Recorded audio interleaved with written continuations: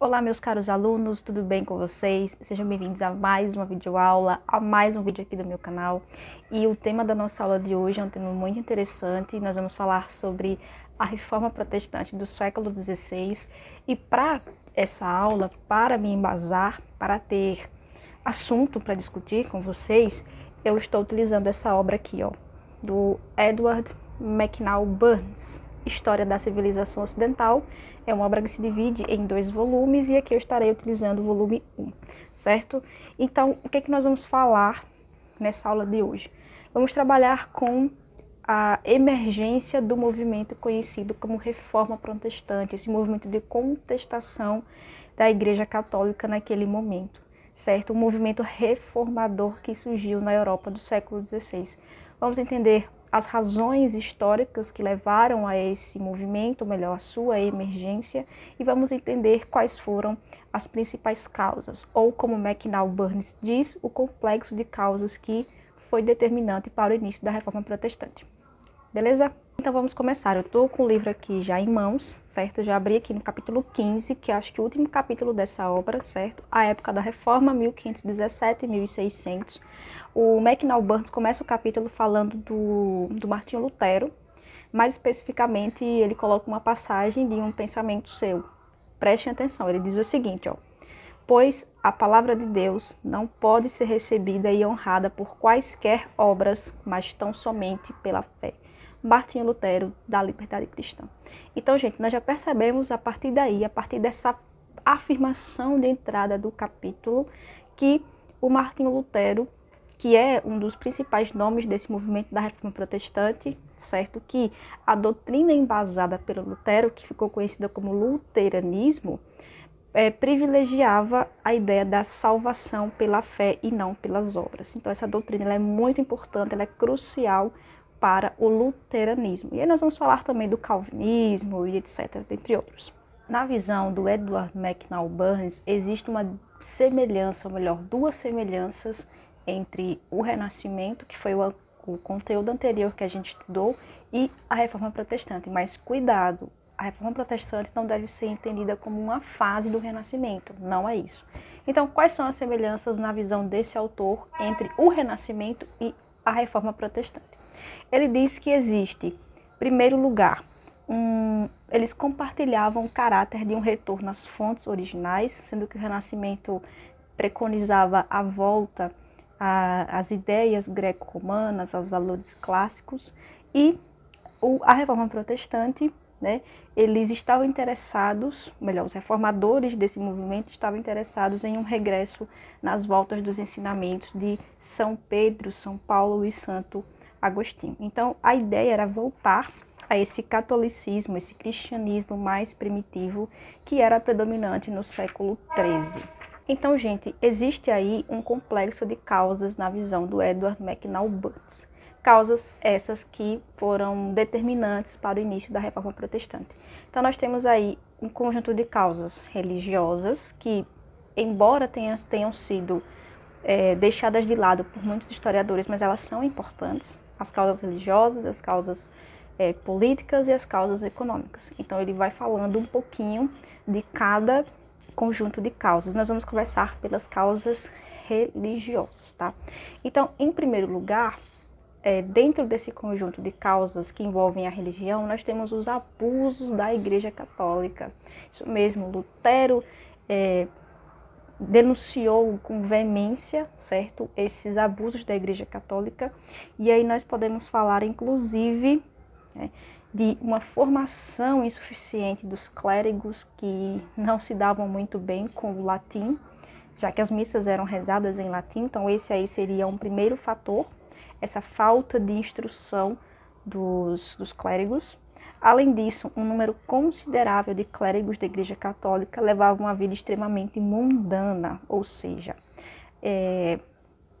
eles tinham relacionamentos amorosos, ou seja, não respeitavam o celibato, né? Mantinham amantes. Inclusive tem o caso do Papa Inocêncio, que antes de assumir o papado, né, denunciou a existência de 8 filhos ilegítimos. Padre ter filho, né, quebrar o celibato não é regra da Igreja Católica, né? Além disso, você tem a simonia, que é um segundo fator, a venda de cargos eclesiásticos, certo? Estima-se que o Papa Leão X fruía de uma renda anual superior a US$ 1 milhão, resultante da venda de 2.000 cargos eclesiásticos.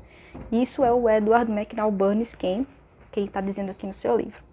Além disso, você tem um outro fator terceiro, fator religioso, que é a venda de dispensas, ou seja, a dispensa era uma isenção de uma lei da igreja ou de qualquer voto feito anteriormente. Por exemplo, as isenções do jejum ou das leis matrimoniais da igreja. Digamos que primos de primeiro grau queiram se casar, né? Então eles pedem dispensa da igreja justamente para conseguir o casamento, o matrimônio legalmente oficial. Além disso, nós temos a venda de indulgências, seria aí um quarto fator religioso, ou seja, era uma das coisas mais criticadas, né, pelos reformadores, a veneração de relíquias e a venda de indulgências. A indulgência é a remissão em parte ou na totalidade de um castigo temporal do pecado. Isso é, do castigo nesta vida ou no purgatório. Quem é católico ou protestante sabe, né, do significado aí dessa relação entre paraíso, inferno, purgatório, né?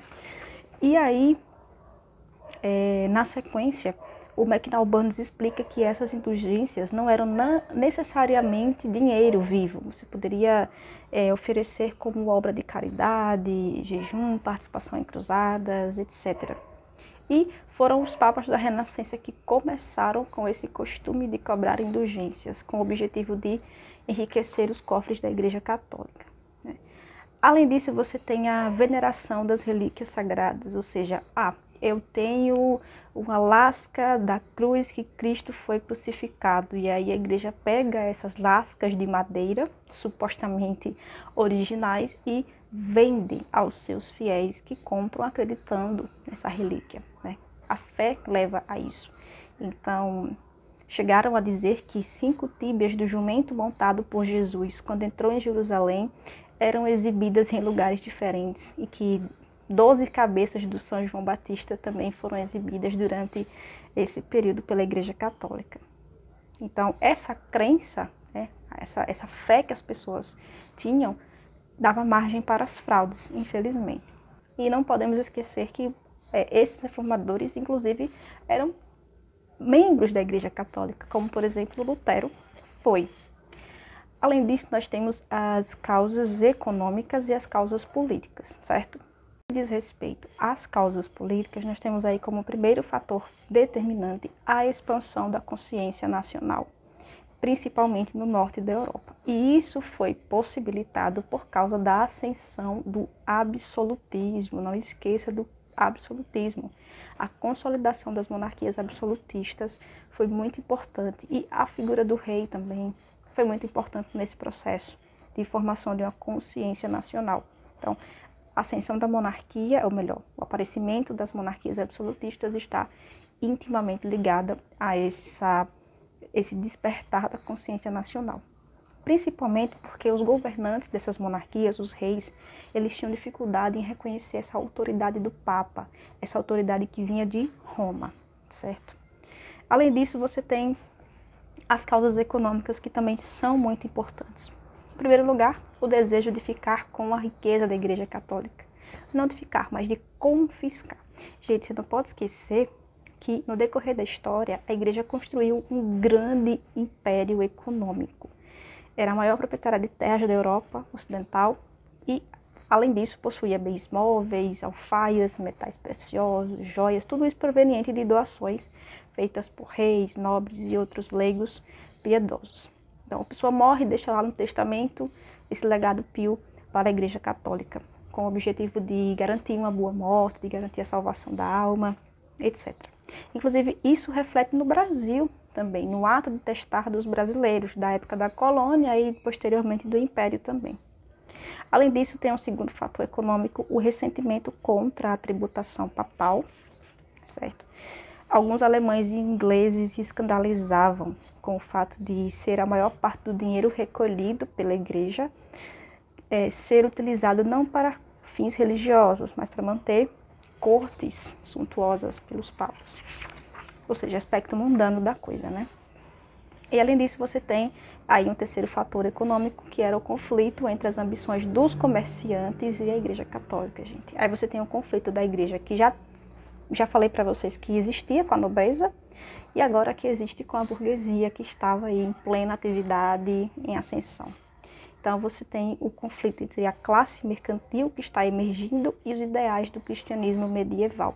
Os filósofos, eles sustentavam que o negócio com objetivo de grandes lucros era essencialmente imoral, então eles criticavam principalmente a prática da usura.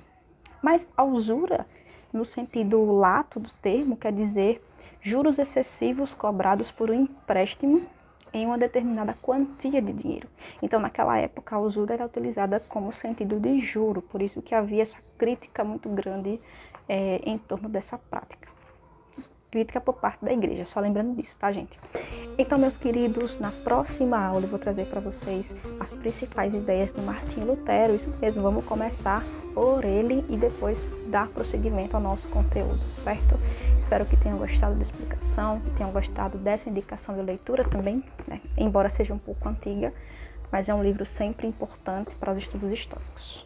É isso, gente. Até a próxima aula e tchau, tchau.